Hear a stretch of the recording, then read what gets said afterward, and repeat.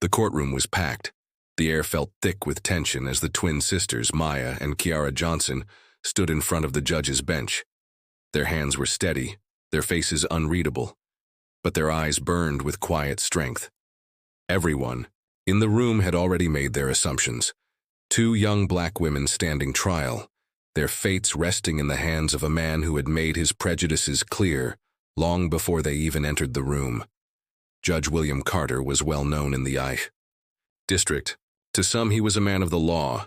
To others he was a relic of an old world, a man whose authority came wrapped in bias and outdated views. And today he wasn't even trying to hide it. Well, well, the judge scoffed, flipping through the case file without really reading it.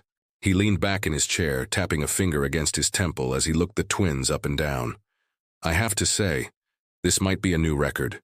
Two sisters, same crime. Or let me guess, one of you dragged the other into it. The courtroom murmured, and a few smirks flashed across the faces of those who had already decided Maya and Kiara's guilt before the trial even began. But the sisters remained silent, exchanging only the smallest glance at each other. You know, the judge continued, his tone dripping with condescension, I've seen plenty of cases like this.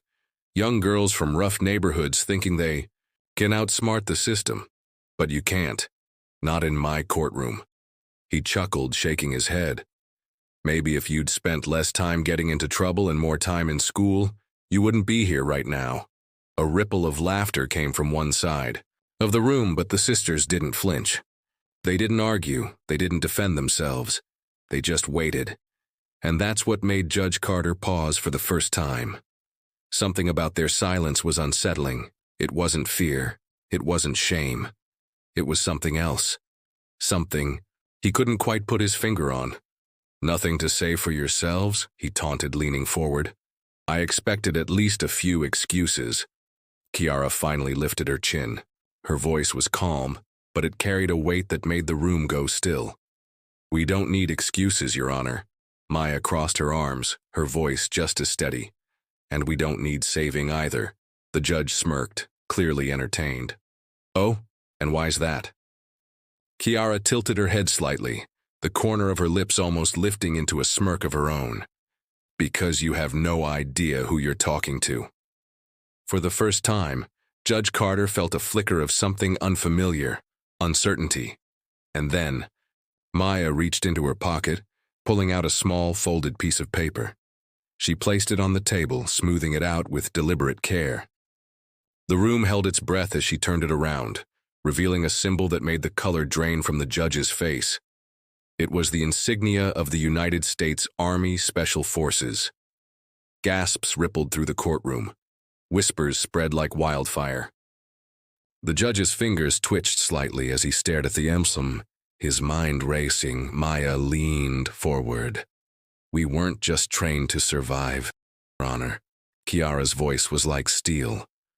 We were trained to win. The silence in the courtroom was deafening. The power dynamic had just shifted, and for the first time, Judge Carter found himself at a loss for words. But before he could respond, the doors to the courtroom suddenly swung open. A court officer rushed in, his face pale, holding a document. In his trembling hands, he whispered something to the clerk, who quickly walked up to the judge and handed him the paper. Judge Carter's eyes scanned the document, and as he read the words in front of him, his hands began to shake. Meanwhile, in another part of the city, an entirely different story was unfolding. On a crowded bus, a young black teen named Marcus sat near the front, his headphones in, lost in thought. It had been a long day, and all he wanted was to get home. But then, out of the corner of his eye, he noticed her, a pregnant woman, struggling to stand as the bus jolted forward. Without hesitation, Marcus pulled out his earbuds, stood up, and gestured for her to take his seat. Here, ma'am. You can sit. The woman's tired eyes widened in surprise, then softened with gratitude. Oh, thank you, sweetheart. She lowered herself into the seat with a sigh of relief, her hands resting on her stomach. The bus ride continued in silence, but just as Marcus was about to get off at his stop, the woman gently grabbed his hand. Wait. She pulled out a small piece of paper, scribbled something on it, and pressed it into his palm. "Read this when you get home, okay?" Marcus nodded, stuffing the note into his pocket before stepping off the bus. He didn't know it yet, but that note was about to change his life forever. Marcus walked home, his fingers absently brushing against the small folded piece of paper in his pocket. The bus ride had been like any other. Long, crowded, filled with strangers minding their own business. And yet something about that brief interaction with the pregnant woman felt different. He could still hear the warmth in her voice, see the way her tired eyes had softened when she thanked him. He shook his head, exhaling as he turned the corner onto his street. It wasn't a big deal, just an act of kindness. His mother had always told him, "Do good, even when no one's watching. It'll come back to you one way or another." Maybe this was one of those moments. The neighborhood was quiet, the streetlights flickering against the pavement. As he stepped onto his porch, he fished out his keys, unlocking the front door as quietly as possible. His mom worked late shifts, and the last thing he wanted was to wake her up. Tossing his backpack onto the couch, Marcus pulled out the note. It was just a small, slightly crumpled piece of paper. His fingers hesitated for a moment before he carefully unfolded it. The words were written in neat, slanted handwriting. "Meet me at the cafe on 5th and Oak tomorrow at 4 p.m. I have something important to tell you. Don't ignore this. It could change your life." Marcus blinked. His heart thumped a little harder in his chest. What? He flipped the note over, half expecting more, but that was it. No name, no explanation. Just that message. His first instinct was to dismiss it. Maybe she just wanted to thank him again. Or maybe it was nothing. Just some weird coincidence. But as much as he tried to push it out of his mind, the curiosity gnawed at him. What could be so important? Meanwhile, across town, in that same tense courtroom, Judge Carter's hands were still gripping the document that had been handed to him. His jaw clenched as his eyes flickered back to the two sisters standing in front of him, their expressions unreadable. The courtroom was silent. No one dared to speak. Maya and Kiara didn't move. They just watched, waiting. Judge Carter cleared his throat, his voice tight. "Where did you get this?" Maya didn't blink. "From the U.S. Army, sir, the same place we trained." A muscle in the judge's jaw twitched. He set the document down, but his fingers drummed against the desk, betraying his unease. "So you're saying you're soldiers?" Kiara's lips curled up slightly. "Not just soldiers." Maya leaned forward, her voice smooth, highly trained, specialized, and let's just say, we know how to handle ourselves. The judge forced a laugh, but it came out hollow. "Is that supposed to scare me?" Kiara shrugged. "I don't know. Is it?" The way she said it, so calm, so certain, sent a ripple through the room. The people who had laughed at the judge's earlier remarks weren't smiling anymore. The judge picked up the document again, reading the words carefully this time. His face turned pale. It wasn't just about their training. There was more, something deeper, something dangerous. Maya and Kiara weren't just ordinary recruits. They were connected to something bigger, something that even he, with all his power, couldn't ignore. But before he could say another word, the courtroom doors swung open again. This time, it wasn't a court officer. It was a man in a crisp military uniform, his presence commanding, his expression unreadable. The emblem on his sleeve made Judge Carter's stomach drop. The man didn't look at the judge. His eyes went straight to the twins. And when he spoke, his voice was sharp, filled with authority. "We need to talk, now." Back in Marcus's world, sleep didn't come easy that night. He tossed and turned, his mind circling back to that note.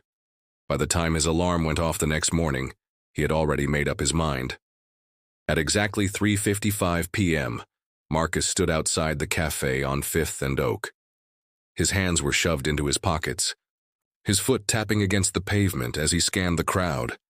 He had no idea what he was looking for. The woman from the bus, someone else. Was this a mistake? Then he saw her. She was sitting at a table near the window, sipping from a cup of tea. The same woman from the bus, except now she looked different, more put together, less exhausted. And when she saw him, a small, knowing smile crossed her lips. Marcus hesitated. then walked over. Hey, I got your note. She nodded, gesturing for him to sit. I was hoping you would.